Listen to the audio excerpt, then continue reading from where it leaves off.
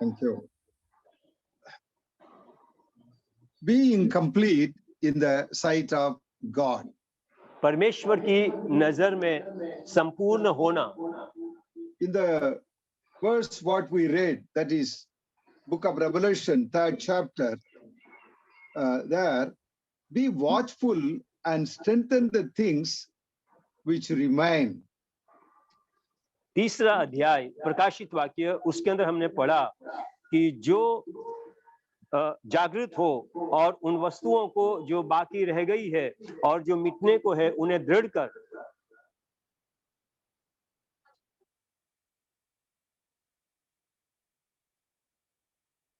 I have found your works not perfect in my sight.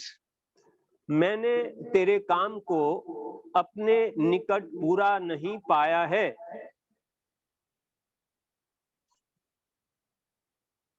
Why? क्यों? The Lord is pointing out that you have a name that you are alive, but you are dead.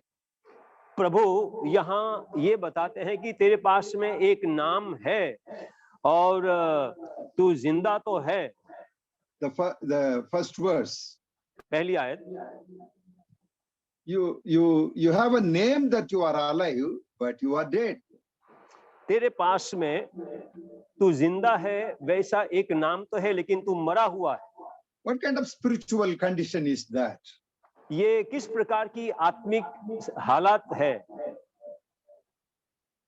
Many times we think that we are okay. कई बार हम सोचते हैं कि हम ठीक है. We are perfect. हम संपूर्ण हो गए हैं. We are perfectly all right. हम लोग पूरी तौर से बिल्कुल बराबर है. We think our personal life, our ministry, our behavior, and we think we are satisfying ourselves, and we think we are okay. हम लोग कई बार हमारे व्यक्तिगत जीवन और सेवा में जब देखते हैं तो हम ऐसे सोचते हैं कि हम अपने आप को संतुष्ट करते हैं और हम बिल्कुल ठीक है, हम बिल्कुल बराबर है.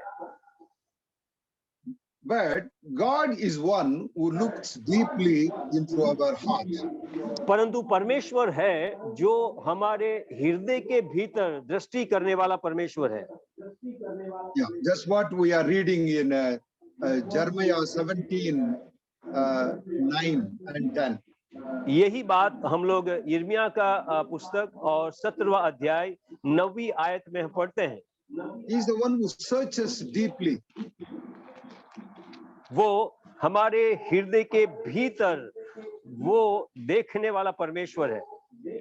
Here the Lord's accusation was, you have a name that you are alive, but you are dead. यहाँ परमेश्वर हमारे पर आरोप लगाते हैं कि तू जीवित तो कहलाता है पर है मरा हुआ. Yeah, we inwardly we are our activities or our spiritual condition is not that much good in the sight of God.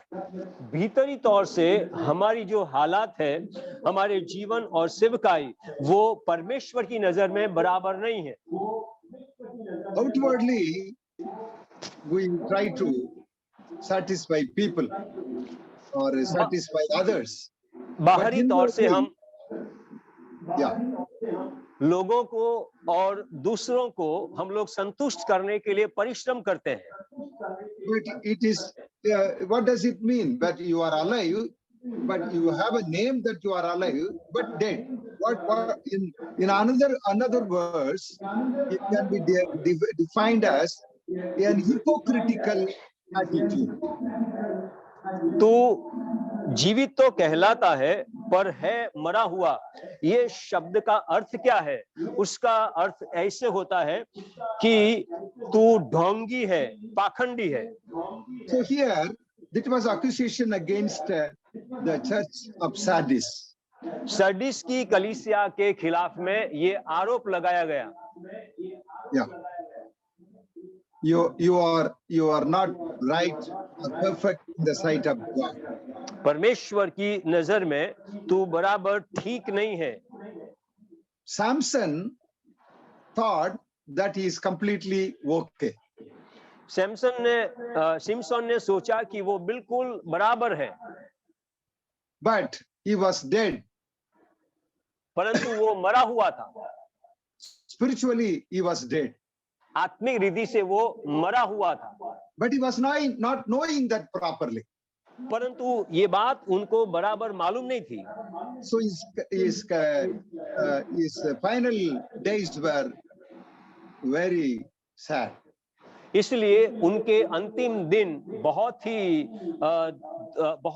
ऐसे वो दुख से भरे हुए थे। David also. दाऊद के जीवन में भी He was a good man. अच्छा मनुष्य था, But in some incidents, he could not keep his life right before God. कुछ बातों में, कुछ घटना में अपने जीवन को परमेश्वर के आगे वो बराबर नहीं रख पाया। God appreciated him as a man of his own heart. परमेश्वर ने उनको मेरा पसंदीदा एक मनुष्य के रूप में उनको प्रभु ने प्रकट किया। But you know how he miserably failed one day in his life. लेकिन आपको मालूम है कि किस बुरी रीति से अपने जीवन में एक दिन वो हार खाया। So my dear friends, मेरे प्रिय मित्रों, here is a warning for us. हमारे लिए यहाँ एक चेतावनी है। We need to be very watchful, very much watchful. हमें बहुत ही जागृत रहने की जरूरत है। If it is a word for the church of Sardis or for Samson or for David, what is a word for you and me? यदि सरदिस की कलीसिया के लिए, सिमशोन के लिए, दाऊद के लिए ये चितौनी का वचन है, तो आपके लिए और मेरे लिए कौन सा चितौनी का वचन हमें प्राप्त हो रहा है? What can I say, brother? What God can say about you and me? आपके बारे में और मेरे बारे में परमेश्वर आज क्या कह सकेगा? Can he say that your life is perfect before? वो हमारे बारे में ऐसी गवाही दे सकते हैं कि आपका जीवन मेरे आगे बराबर है, संपूर्ण है? Or will he say that your works are not perfect in my sight? या प्रभु हमारे बारे में ऐसा कहे कि तेरे काम मेरे आगे बराबर नहीं है, संपूर्ण नहीं हुआ है? To the church of Sardis, you couldn't say like that. To Samson, you couldn't say like that. सरदिस की कलीसिया को वो ऐसी बात कह नहीं सका, सिमशोन को वो ऐसी बात कह नहीं सका। But to Daniel, he was able to say like that. परंतु दानियल को वो ये बात कह सका। He was able to say that he is beloved of God. वो यूं कह सका कि वो परमेश्वर का प्रियजन है। Yeah, Daniel 9:23. दानियल का पुस्तक 9वां अध्याय 23वीं आयत में, You are beloved to me. You are a beloved. You are a beloved to me. क्योंकि तू अति प्रिय ठहरा है। Yeah, you are beloved to me. तू अति प्रिय ठहरा है। He was fasting and praying and confessing before God.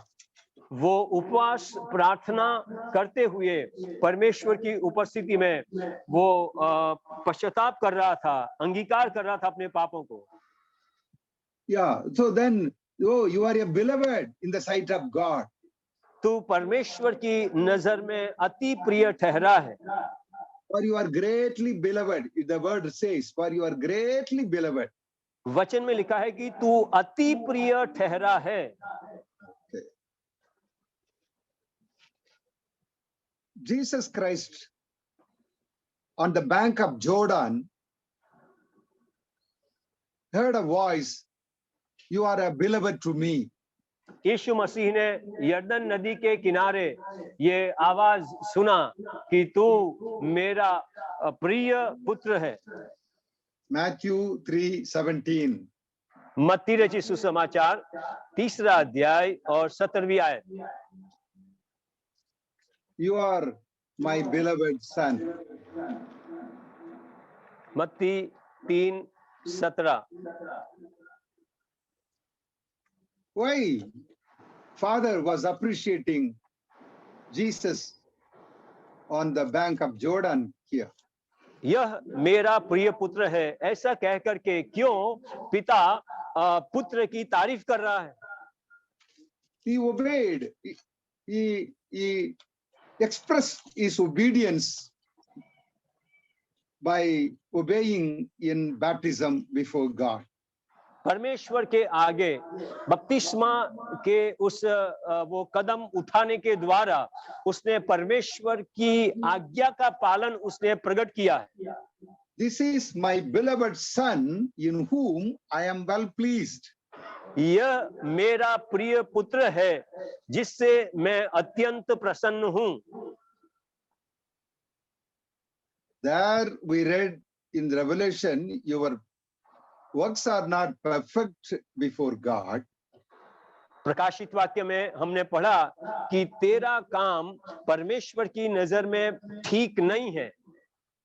But here we read about another two people that they are beloved, and about Jesus Christ, he says, "My beloved son in whom I am well pleased." यहाँ हमने दो जन के बारे में पढ़ा कि वो परमेश्वर के अति प्रिय ठहरे, और यीशु मसीह के बारे में भी हमने देखा कि वो परमेश्वर का अति प्रिय पुत्र वो ठहरा। My dear friends, मेरे प्रिय मित्रों, how we can keep ourselves right or perfect before God? परमेश्वर की उपस्थिति में हम अपने आप को कैसे संपूर्ण या परिपूर्ण रख सकते हैं? Here we will meditate first upon about Lord Jesus Christ for a few minutes. हम लोग थोड़े समय प्रभु यीशु मसीह के बारे में मनन करेंगे। After baptism, the Lord Jesus Christ go to the valley to be tested. बपतिस्मा के बाद प्रभु यीशु मसीह वो तराई की ओर जाते हैं ताकि उनका परीक्षण हो। In the Luke 3:1 we read, the Spirit led him to the wilderness to be tested. Look 3:1 में हम पढ़ते हैं कि आत्मा उसको लेके गया ताकि उनकी परीक्षा हो सके। There he was tempted. वहां उसकी परीक्षा हुई। What was the test over there? वहां कौन सी परीक्षा हुई? He was fasting for 40 days. 40 दिन वो उपवास में थे। He was preparing himself for the ministry for which the Father has sent him. He prepared through fasting for about 40 days. करीब 40 दिन तक उपवास में रहते हुए जिस काम के लिए पिता ने उसको भेजा था, वो काम के लिए तैयार होने के लिए यहाँ यीशु मसीह वो तैयारी में लगे हैं।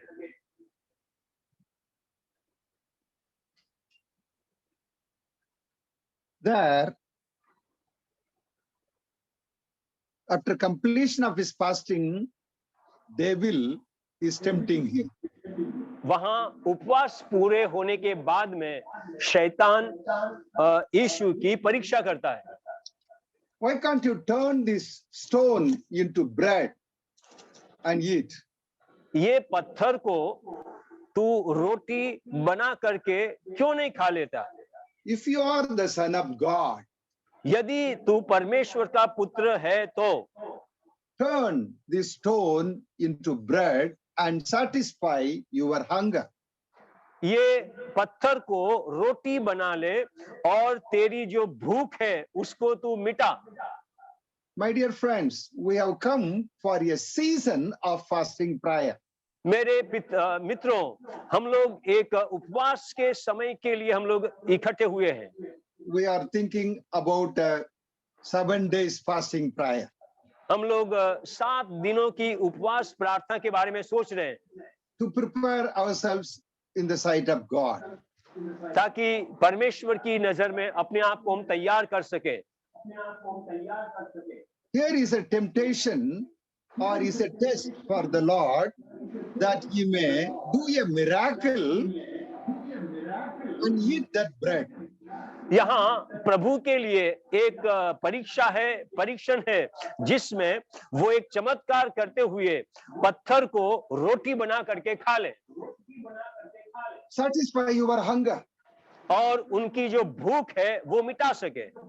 So my dear friend, मेरे मित्र, can Jesus do a miracle? Can change the stone into bread? क्या यीशु मसीह पत्थर की वो रोटी बना नहीं सकते हैं? Surely He can. पूरी तौर से वो बना सकता है। But He never yielded to Satan. परंतु शैतान को वो अधीन नहीं हुआ। Though he was hungry, वो भूखा था फिर भी to yield to Satan. वो भूखा था फिर भी शैतान ने जो परीक्षा या परीक्षण लेकर के आया उसके आगे यीशु मसीह अधीन नहीं हुआ। He doesn't want to, he can do a miracle. After a few days, he turned water into wine at Cana. काना गांव के अंदर कुछ दिनों के बाद में उन्होंने पानी का दाखरस बनाया था। A equal miracle of turning stone into bread. और उसी रीति से वो पत्थर की भी रोटी बनाने का चमत्कार वो कर सकता था। So easily he could have done that. आराम से ये काम वो कर सकता था। But he would like to give himself for the discipline of fasting. परंतु वो अपने आप को उपवास का जो डिसिप्लिन है उसमें अपने आप को उसने डाल दिया, which Satan wanted to disturb. और ये उपवास का जो डिसिप्लिन था उसमें शैतान उसमें डिस्टर्बेंस डालना चाहता था। You do a miracle for yourself. तू अपने लिए चमत्कार कर ले। You be selfish. ताकि तू ये स्वार्थी होने का एक वो परीक्षण है। You do a miracle for yourself. तू तेरे लिए खुद के लिए चमत्कार कर ले। But he said no. परंतु उन्होंने कहा नहीं। Man shall not live by bread alone. मनुष्य केवल रोटी से ही जीवित रहेगा नहीं, but he will live by every word that proceeds out of the mouth of God. परंतु परमेश्वर के मुंह से निकलने वाले एक एक वचन से मनुष्य जीवित रहेगा। My dear friends, मेरे प्रिय मित्रों, here is a great lesson for us. यहाँ हमारे एक बड़ा पाठ है सीखने के लिए। From where the Lord Jesus is drawing this verse and quoting that to Satan. प्रभु यीशु मसीह ने इन आयतों को कहां से लिया और शैतान को सुनाया? Yeah, he quotes from Deuteronomy 8th chapter and verse 2 and 3. व्यवस्था विवरण 8वां अध्याय 2री और 3री आयत से यीशु मसीह ने ये लिया है। Yeah, he is quoting from Deuteronomy 8th chapter.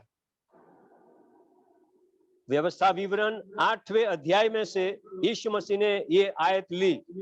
Yeah, brother can read 2 verse number 2 and 3. 8:2, right? Yeah. व्यवस्था विवरण 8:2 और स्मरण रख कि तेरा परमेश्वर यहोवा 39 वर्षों में तुझे सारे जंगल के मार्ग में से इसलिए ले आया है कि वह तुझे नम्र बनाए और तेरी परीक्षा करके यह जान ले कि तेरे मन में क्या है और कि तू उसकी आज्ञाओं का पालन करेगा या नहीं। Yeah. See, you shall remember the way which our Lord God has led you in the wilderness. या यहोवा 39 वर्षों में तुझे सारे जंगल के मार्ग में से इसलिए ले आया है। See, for there 40 years. Here Jesus fasted for 40 days. वहां 40 साल तक प्रभु ने उनकी अगुवाई की और यहाँ यीशु मसीह ने 40 दिन उपवास किया है। See the comparison here. यहाँ तुलना को आप देख सकते हैं।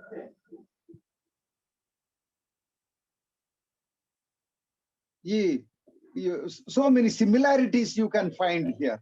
यहाँ बहुत सारी समान बातें, समानताएं आप देख सकते हैं। 40 years and 40 days. 40 दिन, 40 साल और 40 दिन। Oh, here Moses is asked to prepare the people of Israel. यहाँ मूसा को परमेश्वर के लोगों को तैयार करने के लिए कहा गया है। Here Jesus himself is preparing for a greater ministry. यहाँ यीशु मसीह स्वयं एक महान सेवकाई के लिए तैयार कर रहे हैं अपने आप को। 40 days. 40 दिन। Why?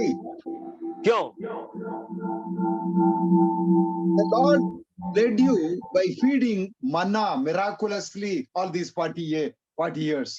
40 सालों में परमेश्वर ने अपने लोगों के लिए मन्ना दे करके उनको खिलाया। That when was providing the manna, there were so many tests for them. ये मन्ना प्रदान करने की बात में उनके लोगों के लिए, परमेश्वर के लोगों के लिए बहुत सारे टेस्ट थे। You don't collect more than you require. आपकी जरूरत से ज्यादा आपको इकट्ठा नहीं करना है। Don't keep it in the night. आपको इकट्ठा करके रात भर रखना नहीं है। Don't keep it for the overnight, otherwise it will be spoiled. रात भर उसको इकट्ठा करके रखना नहीं है, यदि ऐसा करेंगे तो वो बिगड़ जाएगा। So everyone take measure accordingly. हर एक जन जिस नाप की जरूरत है वो नाप के अनुसार इकट्ठा करे।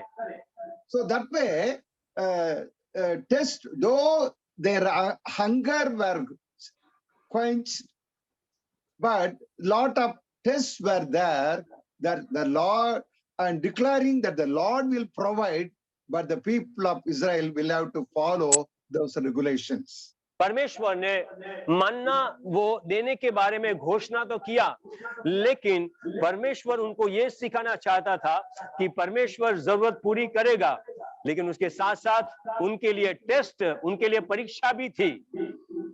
Oh, God will provide. परमेश्वर प्रबंध करेगा। So you trust that. That was a lesson, faith lesson for the people of Israel. ये इस्राएल के लोगों के लिए विश्वास का पाठ था। God will provide. परमेश्वर प्रबंध करेगा। So you trust him. सो आप उन पर भरोसा रखें।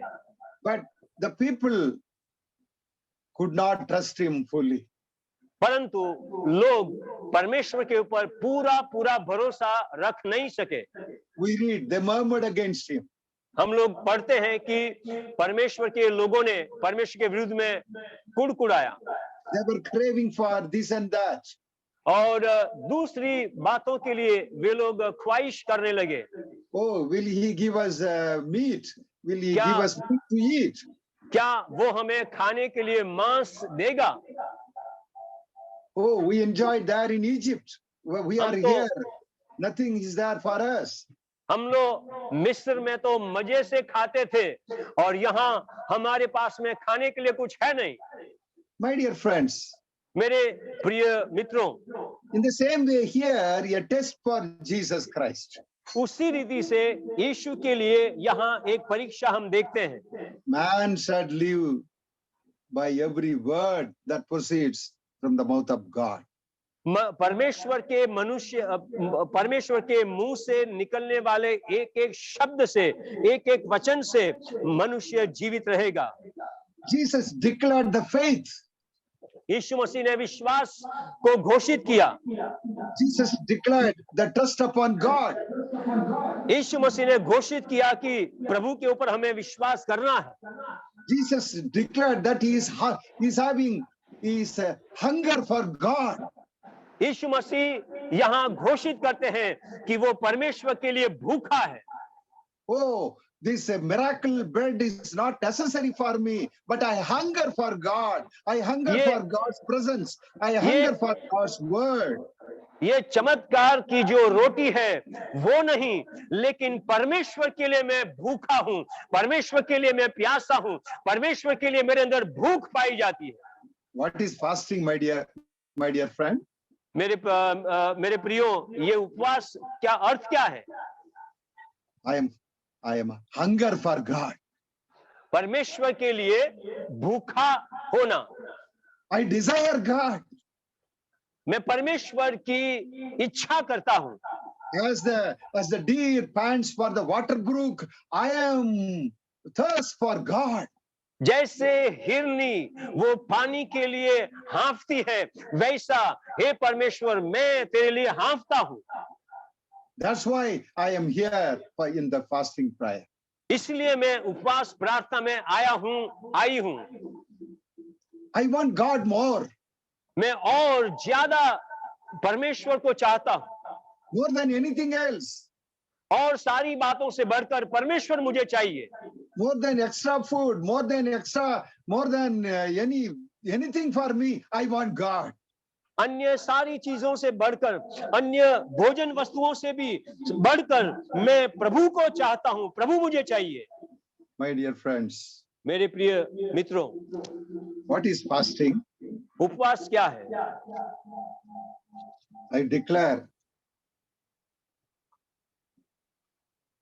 there is a man of God called Richard Foster. Richard master नाम का एक परमेश्वर का जन है। He has written in his book called The Celebration of Discipline like this. Celebration of discipline नाम की पुस्तक में उन्होंने इस प्रकार जिक्र किया है। More than any other discipline, fasting reveals the things that control us. More than any other discipline, fasting reveals the things that control us. दूसरी जो अनुशासन की बातें हैं, उससे बढ़कर उपवास का जो अनुशासन है, वो हमारे भूख और हमारे अंदर कौन सी चीजें नियंत्रण करती है वो प्रकट करता है। Yeah, this is a wonderful benefit for anyone who longs to be transformed into the image of Jesus Christ. जो यीशु मसीह की प्रतिमा में रूपांतरित होना चाहते हैं, उनके लिए ये बहुत ही अच्छे एक वो व्यायाम है। See the explanation. Fasting reveals what controls us. कौन सी चीज हमें नियंत्रण में रखती है, वो बात उपवास के द्वारा प्रकट होती है। Here Jesus declares, food cannot control me. यहाँ यीशु मसीह घोषित करते हैं कि भोजन मुझे नियंत्रण में रख नहीं सकता है। No other things can control me. और कोई चीज मुझे नियंत्रण में रख नहीं सकती है। Friends, this is a question. What controls you in your life? मित्रों, ये सवाल है कि कौन सी चीज आपके जीवन में आपको नियंत्रण में लाती है? What kind of desire?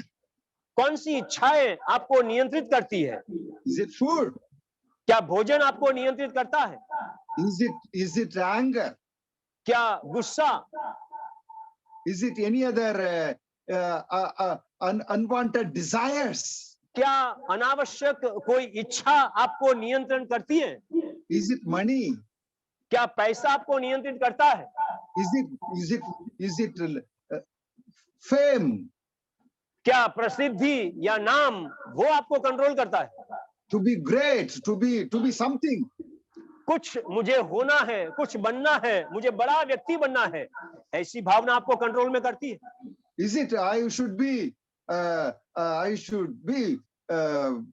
greater than my neighbor, my other brother, my other sister, this and that? Is it something controlling you like that?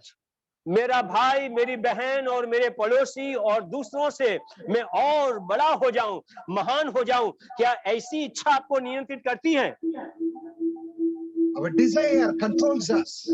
हमारी इच्छाएं वो हमारे ऊपर नियंत्रण जमाती है। So that's what here Foster says. Fasting reveals what we control, what controls us. इसीलिए हमने यहाँ देखा कि उपवास वो हमें कंट्रोल करने वाली चीज को प्रकट कर देता है। So here the psalmist David is telling in 35, Psalm 35 and 13, I humble myself, my soul with fasting, he says. यहाँ भजन संहिता 35 के अंदर गीत करता यूं कहता है, मैंने उपवास के द्वारा अपने आप को दीन नम्र किया है। I humble myself in fasting. मैंने उपवास करते हुए अपने आप को दीन नम्र किया है। Yeah, my friends, we rationalize so many things. So many things which controls us. Oh, because of this, I am like this. Because of this, that I am like that. Because of that, I could not do like that. So many things we rationalize and we take advantage of that. और हम लोग कई ऐसी बातें हम सोचते हैं कि ये चीज मुझे नियंत्रित करती है, वो चीज मुझे नियंत्रित करते हैं, ऐसे हम लोग तर्क करने लगते हैं। So here, see Jesus Christ. यहाँ यीशु मसीह को देखें। More than bread, more than anything, I desire my Father. I desire my God.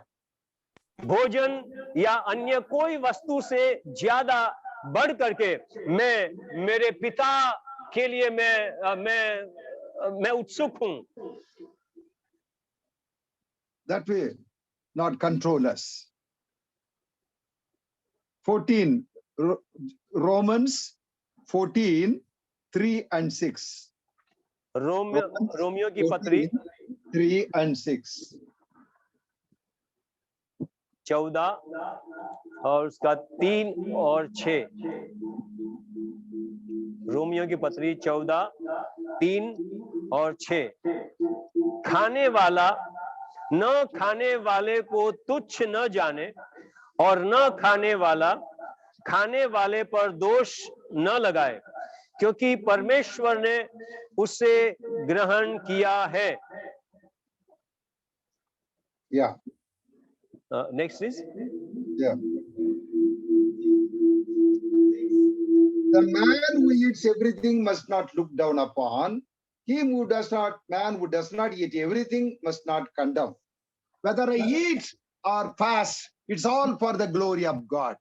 यदि आप खाते हैं या उपवास करते हैं, ये सब परमेश्वर की महिमा के लिए हो। Oh, nothing will control me. कोई भी चीज उसका नियंत्रण मेरे ऊपर रहेगा नहीं। My dear friends, मेरे प्रिय मित्रों, so Jesus Christ, the heavenly bread, यीशु मसीह जो कि स्वर्ग की रोटी, he himself said, I am the living bread. उन्होंने खुद कहा, मैं जीवित रोटी हूं। He would like to give life to millions, to the people who are living in this world. ये संसार में जो जीवित है, ऐसे करोड़ों लोगों को वो जीवन देना चाहता है। So for that purpose, he is fasting here. उस उद्देश्य को लेकर के यीशु मसीह यहाँ उपवास कर रहे हैं। Because of that fasting, उस उपवास के कारण what happened? क्या हुआ? He overcame the devil. शैतान के ऊपर यीशु मसीह ने जय पाई। He has not yielded to the devilish attack. शैतान का आक्रमण को वो अधीन नहीं हुआ। That way, he paved the way for salvation. उस रीति से उद्धार के लिए उन्होंने एक मार्ग वो तैयार कर दिया। If you would have yielded to the devil, there would not you could not have paved the way for salvation. यदि वो शैतान की इच्छा को अधीन हो जाता तो मानव जात के उद्धार के लिए वो मार्ग तैयार कर नहीं पाता। He, by fasting, helped him to pave the way for salvation. उपवास करने के द्वारा उद्धार का मार्ग को तैयार करने में उनको बहुत बड़ी सहाय मिली। If it is for Jesus like that, how about for you and me? यदि यीशु मसीह के लिए ऐसा हो सका तो आपके लिए और मेरे लिए ये बात कितनी सच है। By fasting, he defeated devil on that day. और उपवास के द्वारा उस दिन यीशु ने शैतान के ऊपर जय पाई। By fasting, he paved the way for salvation. Otherwise, you would have not died on the Calvary. You would have failed in his life. उपवास के द्वारा यीशु मसीह ने कलवरी के ऊपर मृत्यु के द्वारा उद्धार का मार्ग तैयार किया। यदि यीशु मसीह वहां हार जाता तो लोगों के लिए उद्धार का मार्ग वो बना नहीं पाता। Hallelujah. Hallelujah. That's why fasting for you and me, for you and me today. इसलिए आप और मैं हम लोग उपवास कर रहे हैं आज के दिन में। In Hebrews 12:2 we read, इब्रानी 12:2 में हम पढ़ते हैं, look unto the Lord Jesus Christ, यीशु मसीह की ओर ताकते रहो, who is the author and finisher of faith. जो विश्वास के कर्ता और सिद्ध करने वाले हैं। Look unto him, उनकी ओर देखो, how he fasted, how he moved again. किस रीति से वो जिया और किस रीति से उसने उपवास किया। Friends, it is not some ritual to fulfill some ritual you have come for fasting prayer. उपवास प्रार्थना में आना ये कोई रिवाज की बात नहीं है, रिवाज नहीं है। Not just you can become more powerful like. और ज्यादा शक्तिशाली या सामर्थ्यवान आप बन जाते हैं इसलिए नहीं। No. नहीं, To know more of God. और ज्यादा परमेश्वर की ओर से हम जानकारी ले, To have closer walk with God. परमेश्वर के साथ और नजदीकी में हम चलने लगे, To have a deeper life with God. और परमेश्वर के साथ में और गहराई का जीवन को हम महसूस करें। Secondly, दूसरी बात, we like to focus on Abraham.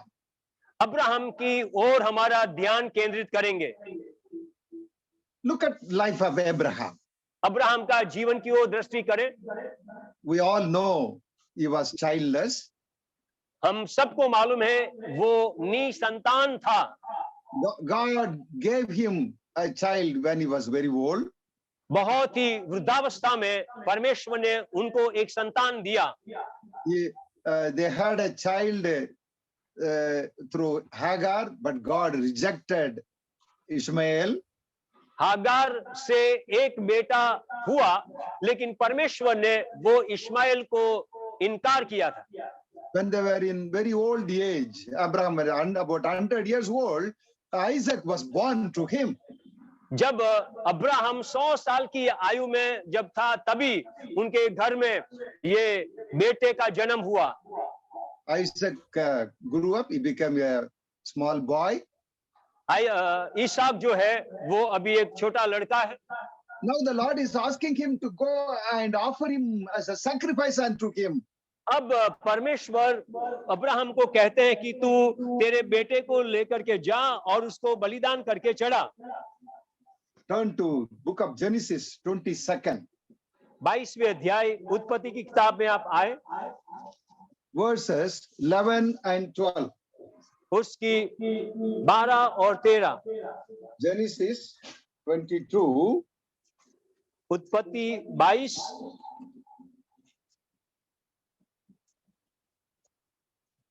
11 and 12. 11 और 12। Yeah.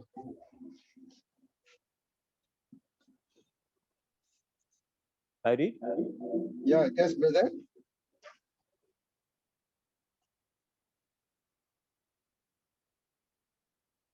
तब यहोवा के दूत ने स्वर्ग से उसको पुकार के कहा, हे अब्राहम, हे अब्राहम। उसने कहा, देख मैं यहाँ हूँ। उसने कहा, उस लड़के पर हाथ मत बढ़ा और न उससे कुछ कर, क्योंकि तूने जो मुझसे अपने पुत्र वरन अपने एकलौते पुत्र को भी नहीं रख छोड़ा, इससे मैं अब जान गया हूं कि तू परमेश्वर का भय मानता है। See a beautiful incident here in the यहाँ life of एक सुंदर घटना अब्राहम के जीवन में हम देख सकते हैं। Jesus asked Abraham to give his son, dear son, Isaac as sacrifice. परमेश्वर ने अब्राहम को उनका जो प्रिय बेटा था इसहाक, उनको बलिदान करके चढ़ाने के लिए कहा। When he was about to do that, God is stopping him. जब वो बलिदान चढ़ाने पर था, उस समय परमेश्वर ने उसको रोक दिया। Abraham took a radical fasting here. यहाँ अब्राहम ने एक बड़ा वो उपवास उसने लिया। What is that? क्या है वो? To fast for his son. अपने बेटे के लिए उपवास करना। What is that? To ये depart. क्या? To depart from his dear son. उनके बेटे से अलग हो जाना। Abraham preferred God to the life of his son.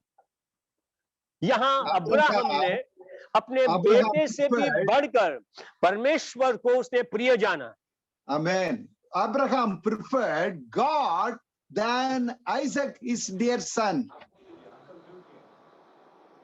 That is the radical fasting. Uncle, you are on mute. Radical fasting means you have a notable. Uncle, you are on mute. Yes, brother. Can you hear me? Yes. You have muted me.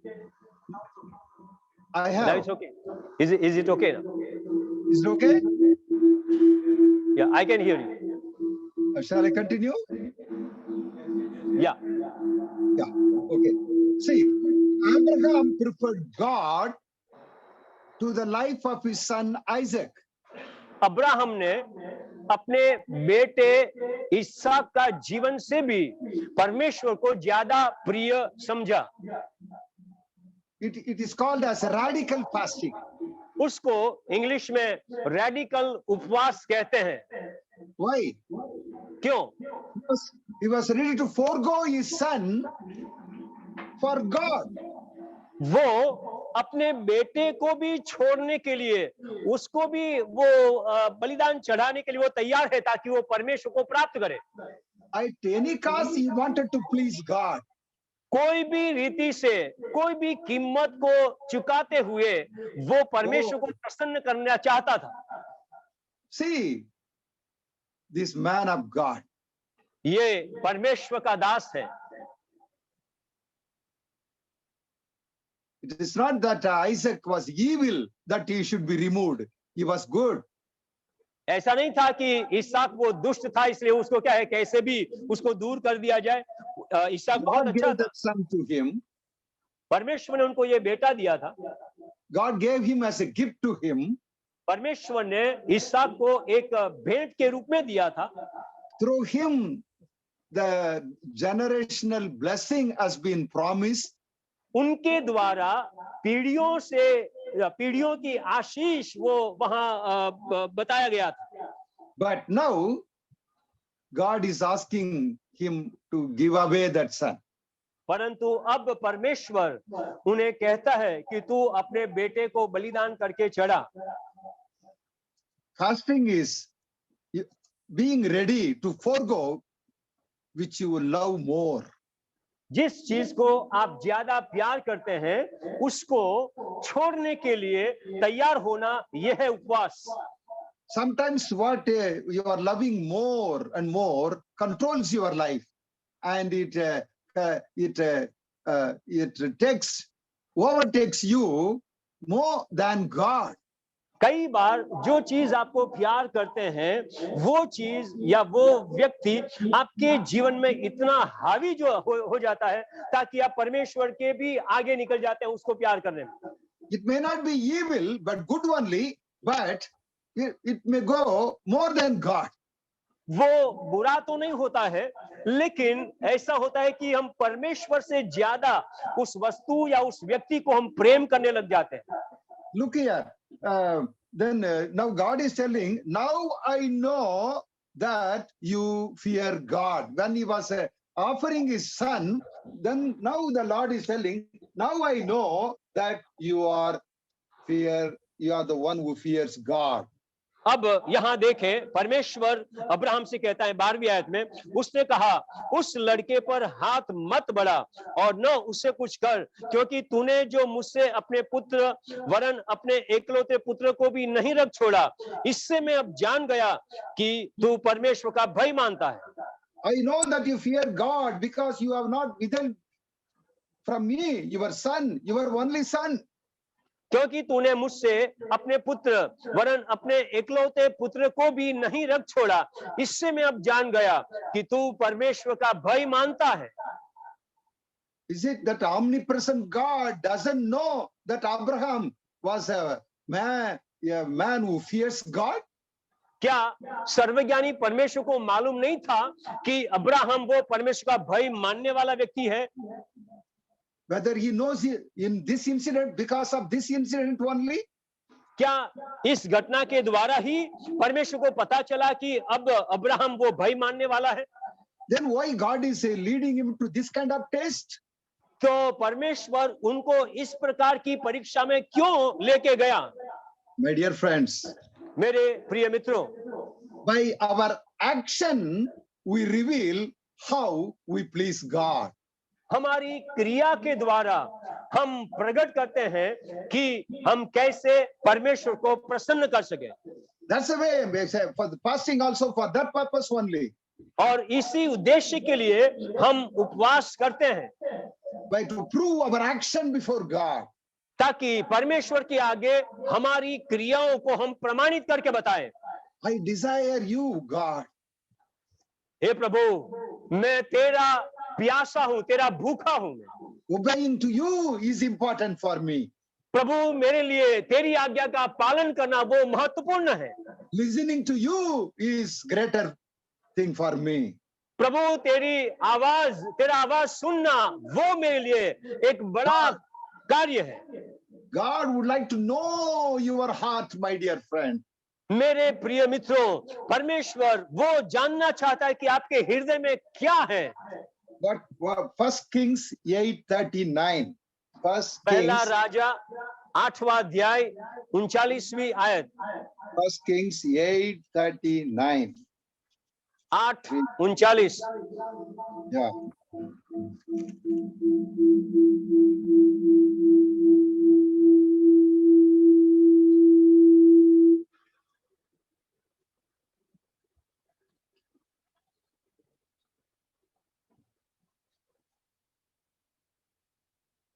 For deal with each man according to all he does, since you know his heart. For you alone know the hearts of all men. You पहला alone Raja know the hearts of all men. 39। तो तू अपने स्वर्गीय निवास स्थान में से सुनकर क्षमा करना और ऐसा करना कि एक एक के मन को जानकर उसकी समस्त चाल के अनुसार उसको फल देना। तू ही तो सब मनुष्यों के मन के भेदों का जानने वाला है। Yeah, he only knows what is there in all men's heart. सारे मनुष्यों के हृदय में क्या क्या भेद है वो केवल परमेश्वर ही जानता है। God wants to know what is deep in the heart of Abraham. परमेश्वर जानना चाहता है कि अब्राहम के हृदय में उसके हृदय की गहराई में कौन सी बातें हैं। Today, God would like to know what is there deep in your heart, my dear. आज परमेश्वर आपके हृदय के भीतर में कौन सी चीजें पड़ी है वो प्रभु जानना चाहता है। What is controlling you? कौन सी चीजें आपको नियंत्रण में रखती है। What is overtaking you? कौन सी चीज आपके ऊपर हावी हो जाती है। Will you be like Abraham? क्या आप अब्राहम के समान बनेंगे। Will you do like that? Will you act like that? क्या आप उस प्रकार काम करेंगे। Isaac was his dear one. इसहाक वो उनका प्रिय बेटा था। He was a good son for him, only son for him. एकलौता पुत्र था और उनके लिए एक अच्छा भला बेटा था। A gift from God. परमेश्वर की ओर से मिली हुई एक भेंट। Offering even the gifts which God has given is fasting. जो भेंट या गिफ्ट्स प्रभु ने दी है उसको भी हम प्रभु को चढ़ा देते हैं, उसको कहते हैं उपवास। Abraham fasted for his son Isaac. Abraham ने अपने बेटे इसहाक के लिए उपवास किया। Means to forego his son also. That is the meaning. अपने पुत्र को भी वो जाने देने के लिए, छोड़ने के लिए वो तैयार है। That's why the Lord has brought you here for this fasting prayer. इसलिए परमेश्वर आपको यहाँ उपवास प्रार्थना में लेकर आए हैं। Thirdly, तीसरी बात, we are going to meditate about another important person. दूसरे एक महत्वपूर्ण व्यक्ति के बारे में हम मनन करने वाले हैं। Turn to Luke's Gospel, 2nd chapter, verses 36 and 37. मेरे साथ में आप आए लूका का रचित सुसमाचार दूसरा अध्याय 36 और 37वीं आयत। Luke 2, 36 and 37. लूका रचित सुसमाचार अध्याय 2 36वीं और 37वीं आयत। Here is an old woman. यहाँ एक बुजुर्ग स्त्री है। She was waiting in the temple for many years. कई सालों से परमेश्वर के भवन में वो इंतजार कर रही थी। It's written about her like this. उनके बारे में ऐसे लिखा है। Read, brother, please. 36वीं आयत, लूका 2:36 और 37। अशेर के गोत्र में से हन्ना नामक फनुएल की बेटी एक भविष्यवक्तीन थी। वह बहुत बूढ़ी थी और विवाह होने के बाद 7 वर्ष अपने पति के साथ रह पाई थी। 37 Yeah. 37 वह 84 वर्ष से विधवा थी और मंदिर को नहीं छोड़ती थी, पर उपवास और प्रार्थना कर करके रात दिन उपासना किया करती थी। 38 also. 38वीं आयत भी हम पढ़े। और वह उस घड़ी वहां आकर प्रभु का धन्यवाद करने लगी और उन सबों से जो यरूशलेम के छुटकारे की बाट जोते थे उस बालक के विषय में बातें करने लगी। Yeah. Here is Anna, a widow of 84 years old. यहाँ हन्ना नामक 84 साल की एक विधवा स्त्री है। What she was doing? वो क्या कर रही है? She was fasting and praying in the temple for many long years. कई लंबे सालों से वो परमेश्वर के मंदिर में उपवास प्रार्थना कर रही थी। She lived with her husband only for 7 years. वो अपने पति के साथ केवल 7 वर्ष वो रह पाई है। here we read she never left the temple but worshipping the Lord day and night, fasting and praying. यहाँ लिखा है मंदिर को वह नहीं छोड़ती थी, पर उपवास और प्रार्थना कर करके रात दिन उपासना किया करती थी। See, God is honoring her fasting and praying. परमेश्वर उनका उपवास और उनकी जो प्रार्थना है, उपासना है, उसका आदर करता है। What kind of that? She got the glimpse of the Son of God, which was brought by Mary and Joseph on that day in the temple. उस दिन मंदिर के अंदर मरियम और यूसुफ के द्वारा जब वो अपने बेटे यीशु को लेकर के आए, उसकी एक झलक या उसका दर्शन इस हन्ना को मिला। Something was inspiring her to wait in the temple when Mary and Joseph entered with the baby. जब मरियम और यूसुफ उस बालक यीशु को लेकर के मंदिर में प्रवेश किया, तब कोई चीज थी जो हन्ना को उत्साहित करती थी कि तू और इंतजार कर। She was waiting for the kingdom of God too. परमेश्वर के राज्य के लिए वो प्रतीक्षा करके ठहरी थी। She was waiting for God's kingdom. परमेश्वर के राज्य की वो इंतजार कर रही थी। She served the Lord with fasting and prayer. उपवास और प्रार्थना करते हुए परमेश्वर की वो सेवा कर रही थी। Oh, she's an Old Testament saint. वो पुराने नियम की वो संत है। What kind of revelation she got? उनको किस प्रकार का वो दर्शन मिला, संदर्शन मिला? Very, very, very simple, very rare. बहुत ही सरल और बहुत ही ऐसा अद्वितीय उनको विचार मिला, प्रकाश मिला। But as she longed for God and she has a desire for that, and she fasted and prayed, and God blessed and honored her fasting and prayer. परमेश्वर के लिए उनके अंदर ख्वाहिश थी, परमेश्वर के अंदर उनके लिए उत्साह था, उपवास और प्रार्थना कर रही है, और ये देख करके परमेश्वर ने उनको सम्मानित किया। Oh, she got the glimpse of the Son of God, the baby, and then I depart peacefully. She went away. उसने उस दिन बालक यीशु जो परमेश्वर का पुत्र है, उसकी एक झलक उनको देखने के लिए मिली, और फिर वो बोलती है, मैं शांति से मैं सो जाऊंगी। When you have that kind of longing, जब इस प्रकार की ख्वाहिश आपके अंदर होती है, do you have? क्या आपके अंदर है? Do you have that kind of longing today, my dear friends? आज मेरे प्रिय मित्रों, आपके अंदर ऐसी ख्वाहिश या ऐसी वो तमन्ना है? What's fasting prayer speaks to you and me? उपवास प्रार्थना आपसे कुछ बातें बताती या कहती है कि नहीं? More than anything, I long, I desire my God. बाकी सारी वस्तुओं से बढ़ करके उपवास के द्वारा मैं ये प्रकट करता हूं कि मैं परमेश्वर, मैं आपको चाहता हूं, बाकी सारी वस्तुओं से बढ़कर। Oh, this woman do not know more about God.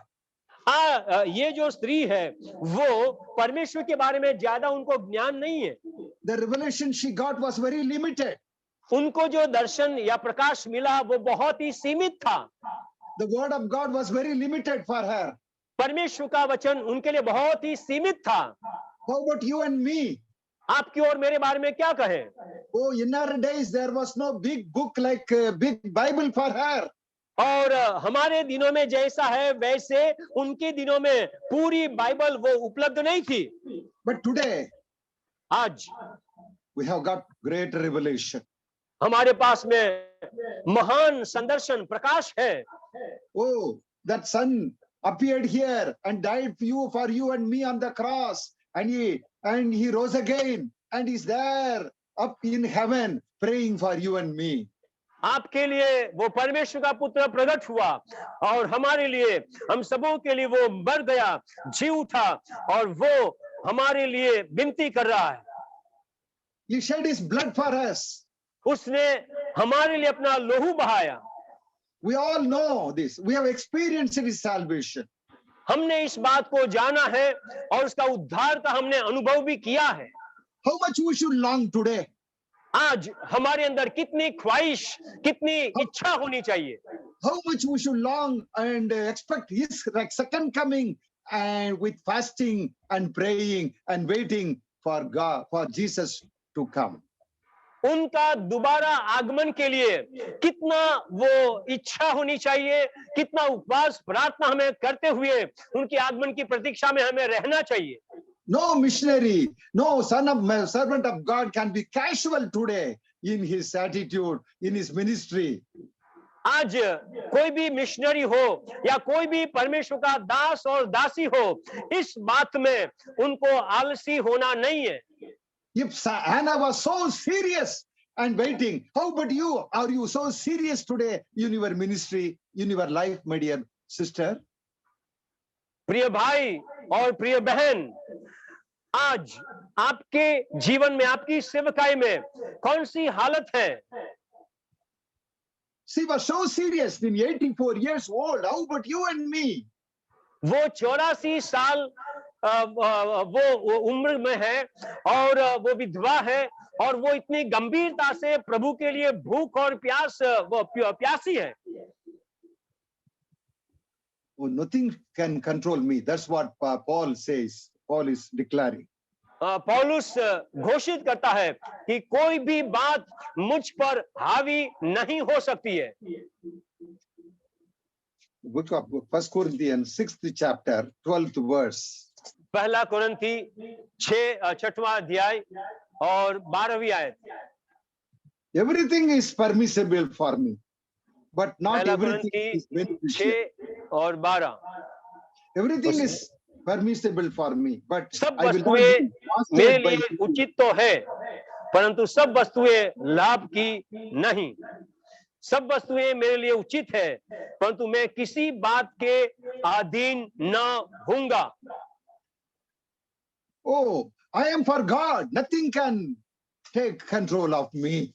मैं तो परमेश्वर के लिए हूं और कोई भी चीज की मैं अधीनता में नहीं रहूंगा।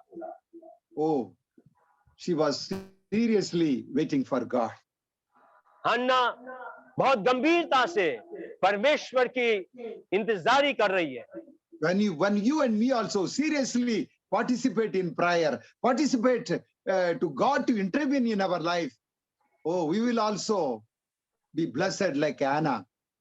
परमेश्वर हमारे जीवन में आए और अपना हाथ को लंबा करे, हमारे जीवन को स्पर्श करे, वैसी उत्सुकता के साथ यदि हम प्रार्थना करें तो हन्ना के समान हम भी आशीषित होंगे। One pastor and his son, they were entering into fasting prayer in South Korea. दक्षिण कोरिया में एक पास्टर और उनका बेटा एक उपवास प्रार्थना में जा रहे थे। The son was so reluctant, he was not so much inspired to go. बेटा को उपवास प्रार्थना में जाने के लिए इतनी रुचि नहीं थी, But he was accompanying his father. परंतु ये बेटा अपने पिता के साथ में जा रहा है उपवास प्रार्थना में। It was early morning, सुबह का समय था, early morning for 3:30. 3:30 बजे का समय। Here and there people were gathering for prayer. यहाँ इधर उधर लोग प्रार्थना के लिए इकट्ठे हो रहे थे।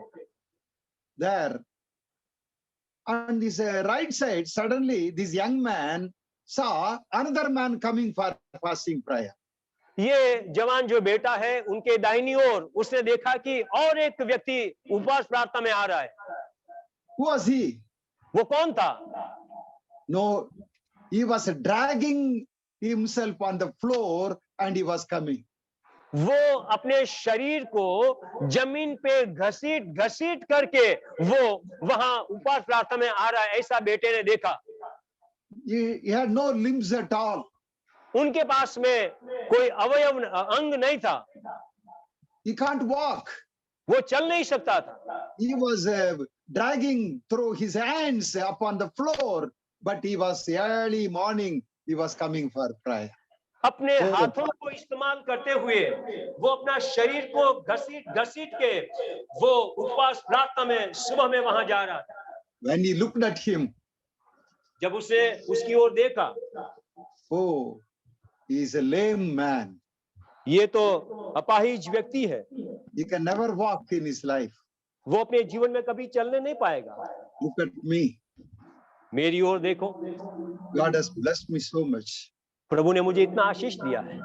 Oh, he is longing for God. ये प्रभु के लिए कितना भूखा है, प्यासा है। That touched his heart, broke his heart. और ये चीज, ये बात उस जवान बेटे के हृदय को छू लिया। Oh, then I am reluctant, God. I am, when you are blessed so much, my heart is not yielding to you. Forgive me, he cried. उसने पुकार के प्रभु से कहा, हे प्रभु, तूने मुझे इतना आशीष दिया, फिर भी मैं तेरे आगे आने के लिए मैं हिचकिचा रहा हूं, मैं आने के लिए मेरे अंदर रुचि नहीं है, प्रभु मुझे क्षमा करो। What's your desire today? आज आपकी इच्छा क्या है? My dear friends, मेरे प्रिय मित्रों, the Lord has brought us in this fasting prayer today. प्रभु आज हमें उपवास प्रार्थना में लेके आया है।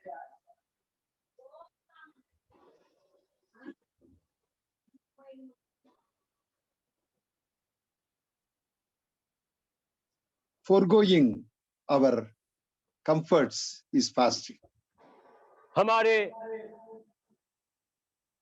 Foregoing our comforts is हमारे fasting. आराम को जब हम उसको छोड़ते हैं, यह है उपवास। Foregoing our sleep is fasting. हमारी नींद को हम जाने देते हैं, Foregoing वो है our उपवास। gifts is fasting. Gifts, Gifts. हमारे वरदान, परमेश्वर की ओर से मिले हुए जो वरदान है, जो भेंट है, उसको हम दे देते हैं, इसको कहते हैं उपवास। Foregoing great things is fasting. बड़ी बड़ी बातों को छोड़ देना, उसको जाने देना, यह है उपवास। Finally, आखिर में Philippians 3:7. फिलिपियों की पत्री 3 अध्याय 7वीं आयत। Book of Philippians, 3rd chapter. Here is a Philippi- man called 3 और 7। Here is a man called Paul. यहाँ पौलुस नाम का एक व्यक्ति के बारे में हम पढ़ते हैं। What he declares, वो किस बात की घोषणा करता है? 3 and 7 of Philippians. फिलिप्पी 3 और 7वीं आयत। But whatever was to my profit, I now consider loss for the sake of Christ. Philippi What is 3 more, I consider everything a loss compared to the surpassing greatness of knowing Christ Jesus my Lord, for whose sake I have lost all things. Yes. 7वीं आयत। परंतु जो जो बातें मेरे लाभ की थी, उन्हीं को मैंने मसीह के कारण हानि समझ लिया है, वरन मैं अपने प्रभु मसीह यीशु की पहचान की उत्तमता के कारण सब बातों को हानि समझता हूं। I count everything as rubbish for the sake of Christ. जिसके कारण मैंने सब वस्तुओं की हानि उठाई और उन्हें कूड़ा समझता हूं। For what? क्यों? I want to know Christ and the power of his resurrection and the fellowship of his sharing in his sufferings. जिससे मैं मसीह को प्राप्त करूं और उसमें पाया जाऊं, न कि अपनी उस धार्मिकता के साथ जो व्यवस्था से है, वरन उस धार्मिकता के साथ जो मसीह पर विश्वास करने के कारण है। Feasting on God is fasting. परमेश्वर की बातों में जश्न मनाना, परमेश्वर की बातों को हमारे अंदर लेना, वो है उपवास। Feasting on God is fasting. परमेश्वर के ऊपर हम परमेश्वर की बातों को जब हम लेते हैं, आनंद मनाते हैं, वो है उपवास। That was the expression of Apostle Paul. यह है पौलुस प्रेरित के शब्दों में की हुई अभिव्यक्ति। I count all things as rubbish, as nothing for to know Christ. मसीह यीशु का वो ज्ञान, उसके तुलना में बाकी सारी चीजें उसको मैं कूड़ा समझता हूं। My dear friends, मेरे प्रिय मित्रों, God asked Jonah to go to Nineveh and speak to the people. परमेश्वर ने यूना को निनवे जाकर के संदेश सुनाने के लिए कहा, But he was reluctant to go. परंतु वो जाने के लिए हिचकिचा रहा था। He took a wrong ship. उन्होंने गलत उस जहाज में वो बैठ गया, But परंतु he met a storm and then he was thrown into the sea. We know the big आंधी fish. तूफान हुआ में उसको समुद्र में फेंक दिया गया। When he went and preached in जब वो Nineveh, जाके प्रचार किया निनवे में, oh, only 40 days, केवल 40 दिन Nineveh will be destroyed. और निनवे का नाश हो जाएगा। That was the shortest message ever preached. यह है सबसे छोटा संदेश जो कि अब तक प्रचार हुआ है।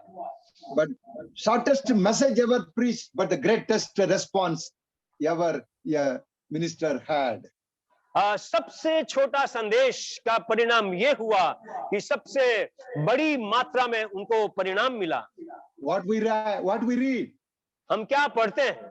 the whole people of Nineveh, from top to king to all animals, everyone fasted.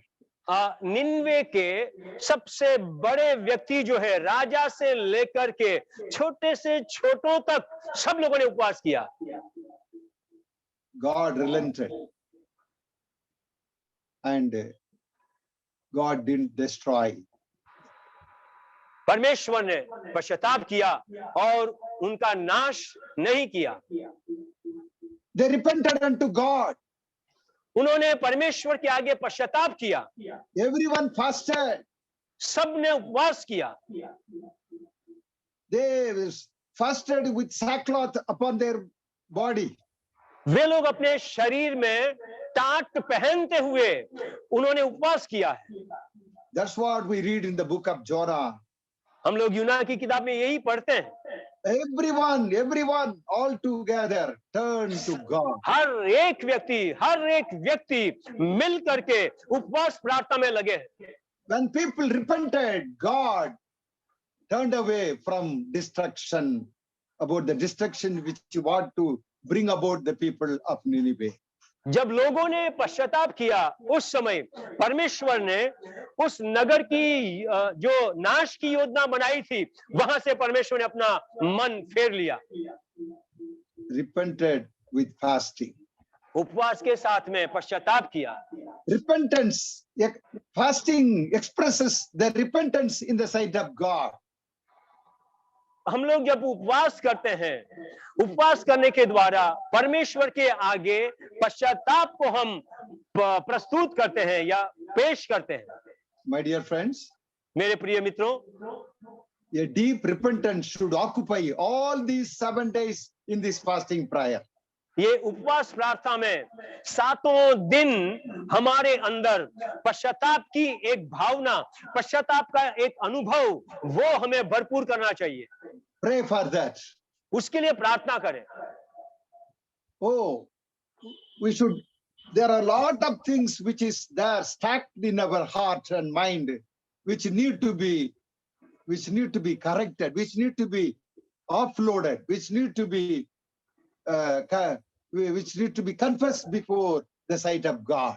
बहुत सारी बातें हमारे हृदय में, हमारे मन के अंदर वो घुस गई है, वो कचरे के समान और कूड़े के समान, और ये सारी बातों को हमें प्रभु के आगे अंगीकार करना, उसको निकाल देना है, पश्चाताप करना है। Repent, the kingdom of God is near, was the first message of Lord Jesus Christ. प्रभु यीशु मसीह का सबसे अच्छा संदेश ये था कि पश्चाताप करो क्योंकि परमेश्वर का राज्य नजदीक आया है। Oh, your acts are not perfect before God. What we read. हमने जो पढ़ा उस आयत में यूं लिखा है कि तेरे काम परमेश्वर के आगे परिपूर्ण या ठीक नहीं है। What I should do? मुझे क्या करना है? Repent. That's what Bible says. Bible कहती है पश्चाताप करो। So, Church of Sardis, repent. Sardis की जो कलीसिया है वो पश्चाताप करे। Today, that is the voice for us also. आज वही वाणी हमारे लिए भी है। Repent. पश्चाताप करो। So many things. कई बातों से पश्चाताप करना।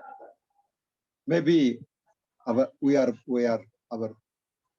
pride, हो सकता है हमारा घमंड,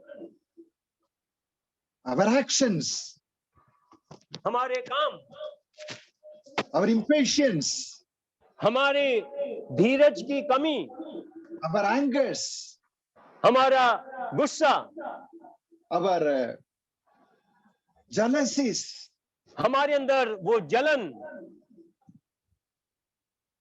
our partialities, हमारे अंदर वो पक्षपात की भावना, our cold hearts, हमारा ठंडापन, our hypocritical